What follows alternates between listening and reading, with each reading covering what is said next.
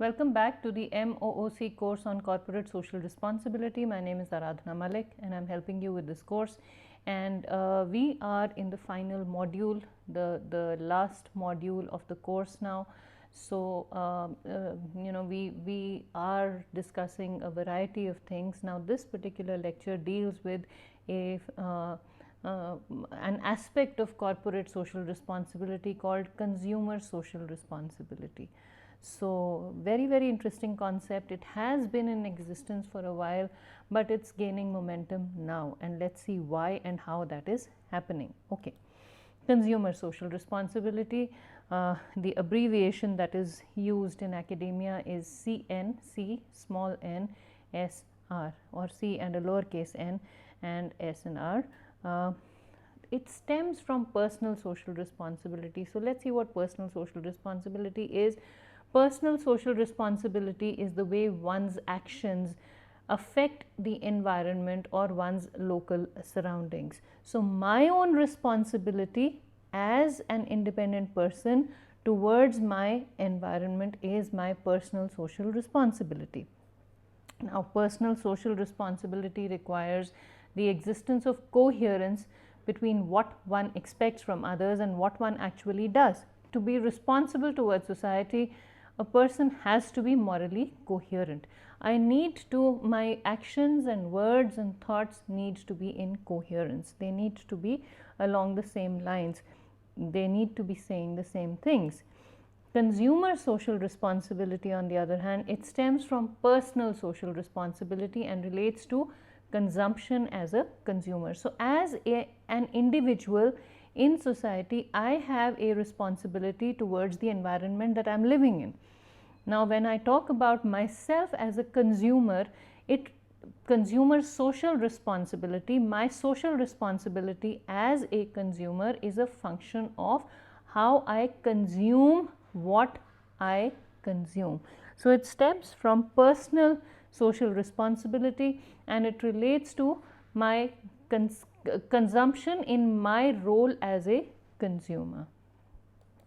Okay, some perspectives on personal social responsibility. These are given by a paper by Lopez Davis, Reeves and DeMaya, that was still in press when it was uploaded onto the database, and I believe it's been published by now. So very recent paper, and what they've done is, again, you must have seen throughout the course, what I've done is I have taken these summaries which are extracts of large volumes of research, and I've dug them out from mountains of research that is there on this subject, and I've brought them for you so you can get a very comprehensive view of whatever it is that we are talking about. So these are perspectives on how personal social responsibility has been viewed in literature.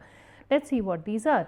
The authors have classified these perspectives into various categories. One is the philanthropic perspective, then you have the social and environmental impacts of consumption. Within this you have social impacts, and you have the environmental impacts, and then you have the ethical perspective of consumption. So these are the three broad perspectives, and we will address them one by one.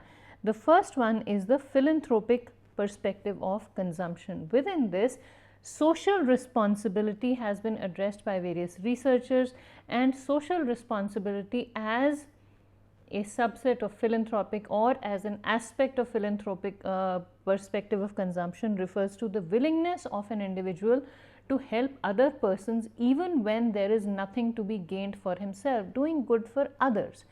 The ethical consumer, according to this perspective, all consumer behavior, however ordinary and routine, that is likely to be shaped by diverse values of caring for other people and concern for fairness, is what an ethical consumer does. Ethical consumption refers to any practice of consumption in which explicitly registering commitment to distant or absent others is an important dimension of the meaning of activity of the actors involved.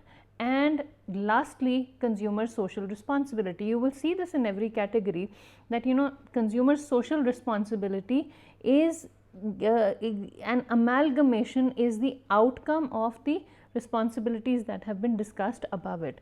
So, consumer social responsibility from the philanthropic perspective is to be critical, to act, to care for fellow human beings, and to live in peace with the environment, and to join hands and create the solidarity among consumers. Okay.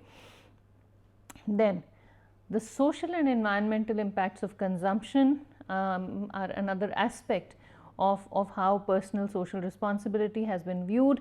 Within this, the socially conscious consumer refers to a consumer who takes into account the public consequences of his or her purchasing power to bring about social changes. And I'll give you a few examples. Let's just go through this and I will tell you how you can actually bring about these social changes. Even in our capacities as consumers, especially in our capacities as consumers, we have the power to bring about social change and to put pressure on organizations to do the right thing in the way they procure their materials, in the way they process those materials, in the way they produce the goods, and in the way they sell and market their goods, they package their goods, etc.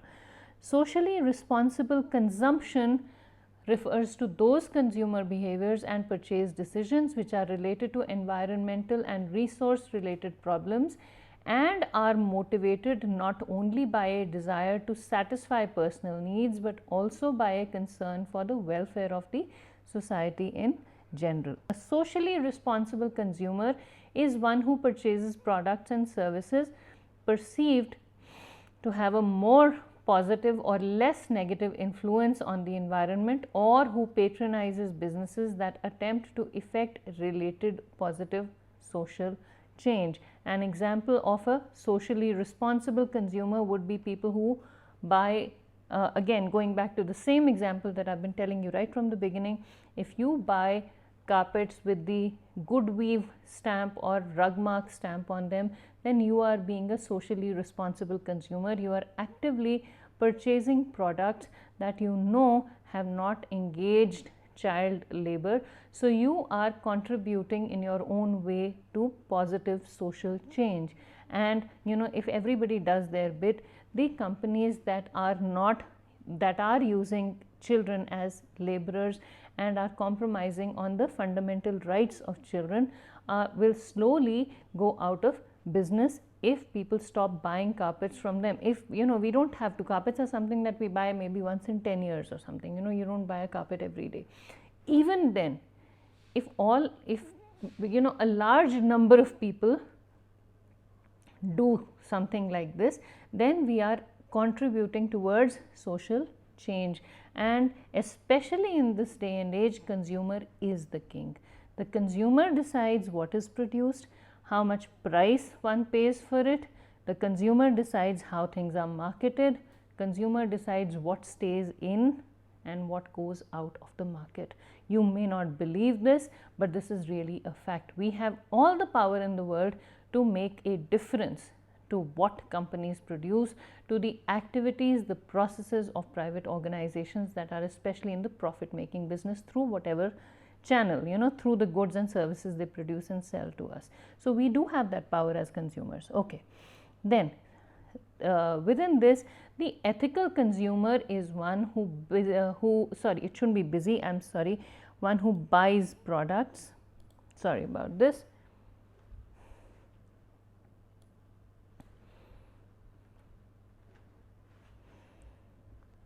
All right, the ethical consumer is the one who buys products which are not harmful to the environment and society. Ethically minded consumer consumers are those who feel a responsibility towards the environment and or to society and seek to express their values through ethical consumption and purchasing or boycotting behavior. You choose to not patronize a service, a vendor, a good that has been produced through unethical means, a vendor who engages in unethical practices, a shop that does not do business the way it is supposed to be done. The ethical consumer is the one who makes rational use of available information about free trade or corrective solutions to consider the consequences of their purchase practices. Okay. The social perspective of consumption. From the social perspective, you could have socially responsible consumer behavior. Short form is SRCB. So, a person basing his or her acquisition, usage and disposition of products on a desire to minimize or eliminate any harmful effects and maximize the long run beneficial impact on society. An example of this is that you throw the recyclable products into bins marked specifically for that purpose.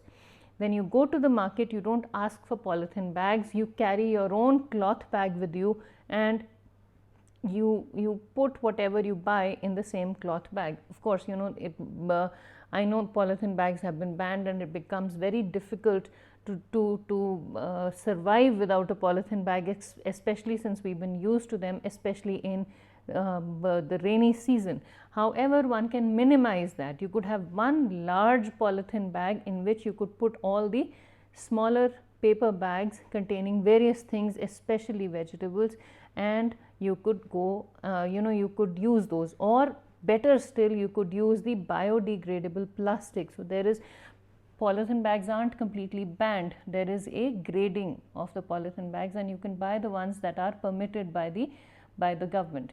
So, so you engage in socially responsible consumer behavior. You return biodegradable products to biodegradable pits. Have biodegradable pits in your community. As far as say you have tea leaves, for example. In India, we drink a lot of tea, all of us do, and so you could dispose of the tea leaves. Maybe you could just put them in say flower beds or flower pots, and that way they could be recycled and their nutrients can be used. So, we are engaging, instead of just throwing everything, biodegradable and non biodegradable products together, you could just mix tea leaves with eggshells and put them in your pots, in your plants, and they serve as excellent manure. So, that is one way of channeling what you do, and they, once they are mixed with the mud, they don't even stink. So, you wash the eggshells and tea leaves and you just break up the eggshells and you put it in the flower pots, and it makes excellent manure. Your plants will flourish and there will be no damage to the environment. You don't just put them in a polythene bag and throw them on the side of the road. That's not done. So, that is socially responsible consumer behavior. Okay. Ethical consumerism. The consumer considers not only individual but also social goals, ideals and ideologies when purchasing products and services. Okay. Then the social perspective of consumption, another perspective, another way of looking at socially responsible consumer behavior. This was proposed by a different set of authors, which is why it has featured here again. The behavior of a consumer basing decisions on a desire to minimize or eliminate any harmful effects and to maximize any beneficial impacts on society in one or more consumption steps of the consumption process. This consumption includes product information search, acquisition, usage, storage, disposal and post-disposal evaluation. So, then consumer social responsibility, again we are coming to, so out of all this we decipher or we gather that consumer social responsibility is the responsibility to stakeholders and society that one has. All right, environmental perspective of consumption. Now, under this heading, the responsible consumption refers to a rational and efficient use of resources with respect to the global human population. A green consumer is one who avoids products that might endanger the health of the consumer or others, cause significant damage to the environment during manufacture, use or disposal, cause unnecessary waste, use material derived from threatened species or environments, involve unnecessary use or cruelty to animals, or adversely affects other countries. So, a green consumer is one who consumes products that contribute to environmental sustainability. Then the ecologically conscious consumer behavior, ECCB. refers to the extent to which individual respondents purchase goods and services, or individual consumers purchase goods and services believed to have a more positive or less negative impact on the environment. The ethical perspective of consumption refers to various things, the various aspects of ethical perspectives. The first one here is consumer social responsibilities. So, what are the responsibilities of socially responsible consumers? The moral principles and standards that guide the behaviors of individuals as they obtain, use and dispose of goods and services. How do we decide what we must do? And we will come to a list of consumer social responsibilities in just a little bit. Then we have ethical consumer behavior, which refers to decision making, purchases and other consumption experiences that are affected by the consumer's ethical concerns. We have green consumerism, that which involves beliefs and values aimed at supporting a greater good and that motivates consumers' purchases. So we say, okay, I know of some families that have completely given up using leather goods. Why? Because they don't want animals to be killed, and processing of leather also damages the environment. And so the first time I heard it, I said, what? I mean, we all like leather. Many of us prefer leather bags over any other kind of bags. But then there is a whole bunch of people who are being so socially responsible that they use only cotton cloth bags in their homes, at work, or so they've completely given up Rexine bags and leather bags and leather shoes, etc. So you must you must realize how difficult this may be for a consumer oriented society. But they said, no, we will do our bit to not damage the environment, because tanneries, these the factories that process leather, process the hide of animals and make it into leather, dispose of effluents that are not good for the environment. So you will say, so what, one family has stopped using it. Well, if there are families like that in different places, maybe I'm not trying to put the leather manufacturers or the leather industry out of business, no, but then maybe enough pressure would be put on tanneries and on leather processing units to do something about the environment, or to do something that is that indicates their concern for the environment. So maybe some collaborative thing can be thought about. Many leather manufacturers are nowadays reducing the amount of leather that they use in their goods to the bare minimum. So the bag itself will be made of leather and the strap will be made out of cloth, and something like this. So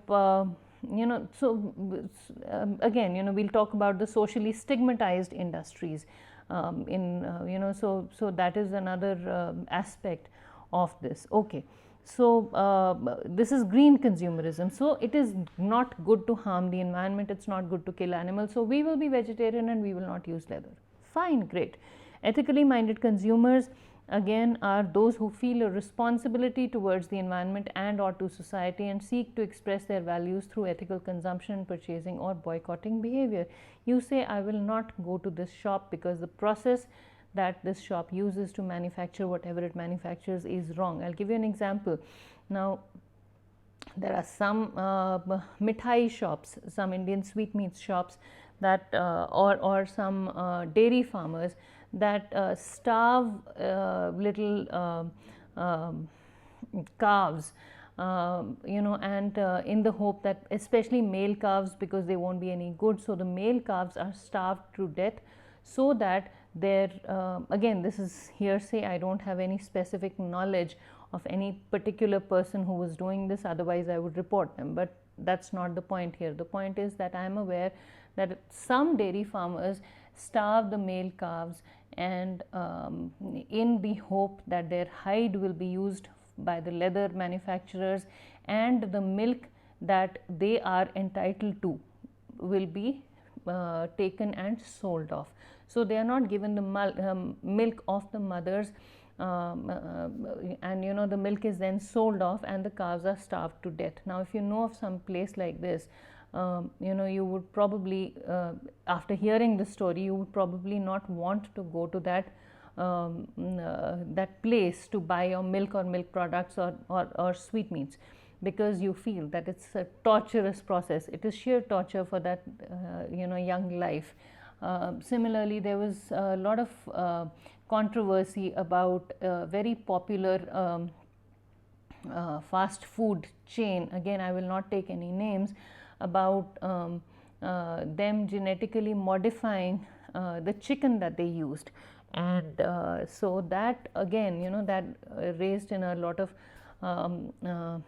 there's public outcry. Or another fast food chain was accused of using meat that was not appropriate for making its burgers, etc. So again, all of these news then affect our definitions of what is right and what is wrong, and should we support these organizations, should we not support them.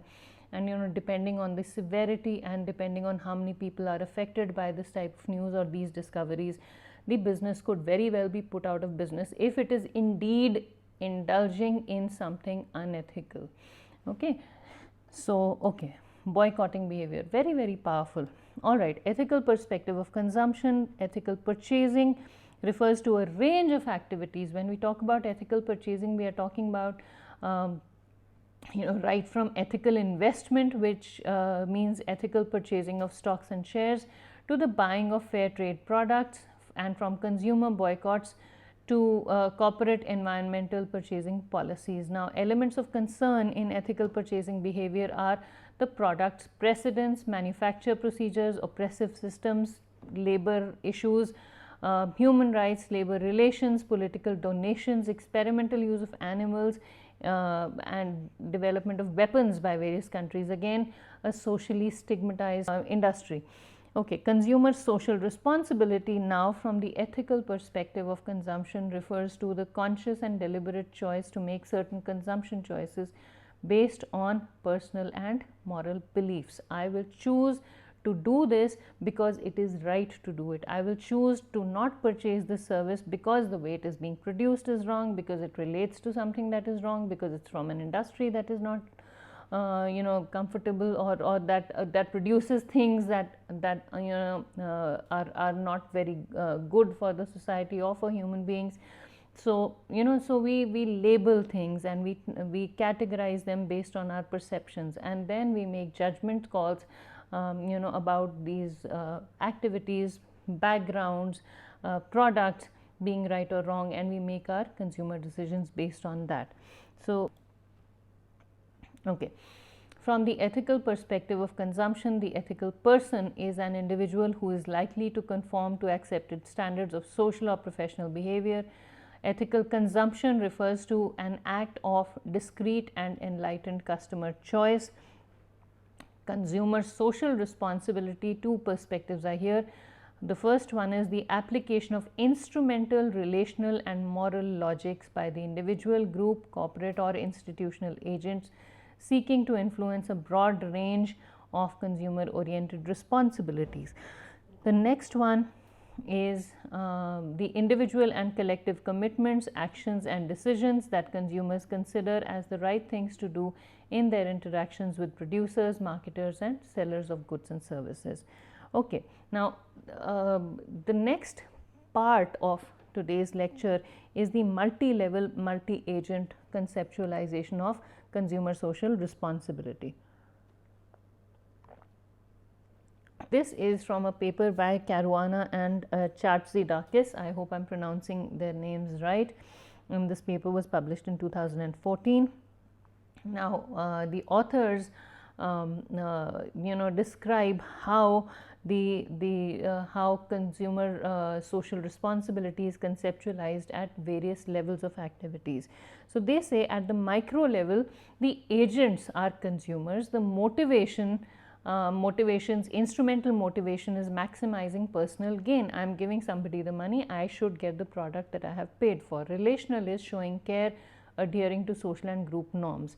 Moral perspective here, moral motivation would be personal norms and altruistic concerns, helping those in need, doing something for others. Altruism is primarily doing something for others without expecting anything in return, and the mechanisms to do this are purchases, boycotts and protesting. You purchase your goods and services from an organization that you know is ethically, is doing the right thing, is adopting the right processes, is taking care of its environment.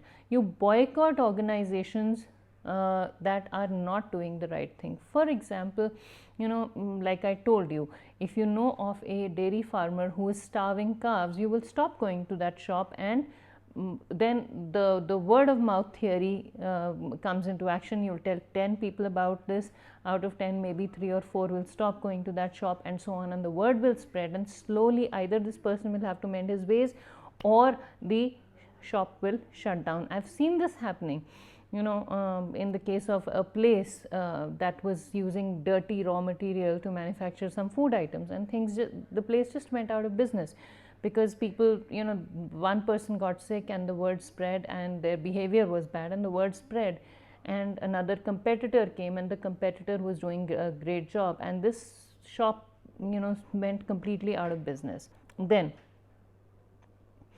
at the meso level, you have the agents would be families, the motivations, one of the agents would be families, motivations, instrumental motivation would be health concerns, concerns over children's well-being, relational concerns, relational motivation could be firming relations between family members and other referent groups. Morals here, moral motivation would be ethics of care, and the mechanisms again, purchases, boycotts and protesting. Then at the meso level, the agents could also be consumption communities, and the instrumental motivations would be personal economic gains, relational motivations could be mutual quest for community, moral would be moral and political ends. Okay, at the macro level, governments are also consumers, and so the motivation, instrumental motivation would be substituting government efforts. Relational motivation here for consumer social behavior could be managing relations between the state, consumers and markets. Moral could be facilitating social justice and equality, and the mechanisms here to be a responsible consumer would be policies, incentives and laws. Incentives for good, for responsible behavior, laws to monitor, policies and laws to monitor socially responsible behavior. Then at the super macro level, the agents would be corporations, including those at the meso and macro level. Motivations, instrumental motivation would be doing better by doing good. Relational motivation would be fostering stakeholder relations. Moral motivation would be corporate altruism and citizenship. The mechanisms here would be communication, relationships and CSR initiatives. So, various ways in which we exercise our choices as responsible consumers. Okay, and at the super macro level, the agents would be NGOs and the IGOs, the intergovernmental organizations. Instrumental motivation would be mobilizing consumer social behavior responsibility as a means to achieving other goals. Relational would be bridging and cementing relations between other stakeholders. Moral would be addressing social, environmental and political aims, and the mechanisms to do so would be lobbying and collaborations, either in favor of the socially responsible organizations and against socially irresponsible organizations. Okay. Now, why or when do consumers decide to be socially responsible?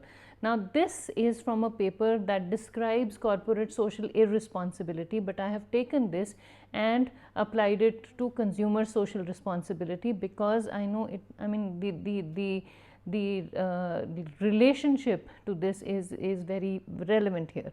So, repeated personal negative experiences with an organization could be one. You identify what you are protesting against or what you want to be socially responsible for. There could be perceived similarity with the victims, leading to emotional reactions. There could be sympathy towards the victims.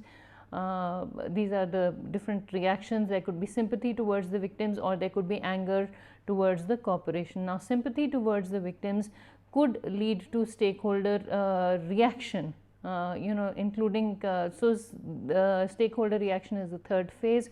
Stakeholder reaction including negative attitude towards the company, leading to punitive action and or anger towards the corporation. This could eventually, the portion in square brackets is what I have added to make this relevant to consumer social responsibility. All of this could lead to consumers taking matter into their own hands, thereby becoming socially responsible consumers and saying, well, things are just not working out the way they would be. We are angry, yes, we are pushing the government to take punitive action, yes, but as a consumer, it is my responsibility to finally do something about it as in my power as a consumer. Okay, some determinants of consumer social responsibility would be the company cause fit. When the cause and the brand company cause fit refers to the congruency between the what the company does, the vision, mission of the company, and what it helps the society with. Again, this is a big challenge in the case of socially stigmatized organizations. Then, corporate ability refers to a company's expertise in producing and delivering its output. Are they really able to produce and deliver what they say they will deliver the interpersonal trust between interpersonal trust refers to a psychological state comprising the intention to accept vulnerability based on the positive expectations of the intentions of behavior of another person. Is there trust? Can you trust the organization to do the right thing? Corporate hypocrisy is the belief that a firm claims to be something that it is not, and that in turn determines how or whether consumers take matters into their own hands. Now, the last part of consumer social responsibility is an overview. What kinds of social responsibilities are we talking about? This is from a paper by Qazi Amran and Nejati that was published in 2016, and so they identified 6 broad categories of responsibilities that consumers have, and these are: 1, consumers can support or not support business growth. Consumers can critically appraise the organizations that produce the goods and services for consumption. They can take action against or in favor of these organizations that produce goods for consumption, goods and services. They can collectively effect social impacts. Collaboratively, they can effect social and environmental impacts, and they can encourage solidarity among consumers regarding their collective expectations from corporations. As a consumer of a particular service, what is it that I want this particular organization to do? As as a student of IIT Kharagpur, what am I expecting from the organization? I am a faculty member here, so we want to know, and we have a system in place where we get people's students' feedbacks and we act on it. So you want to know, as students can get together and say, well, we don't want this. We get together and say we want more of this. So you get together with others of your own kind and have the organization or the corporation give you something that you are expecting from the organization, and that is something that consumers can and should do.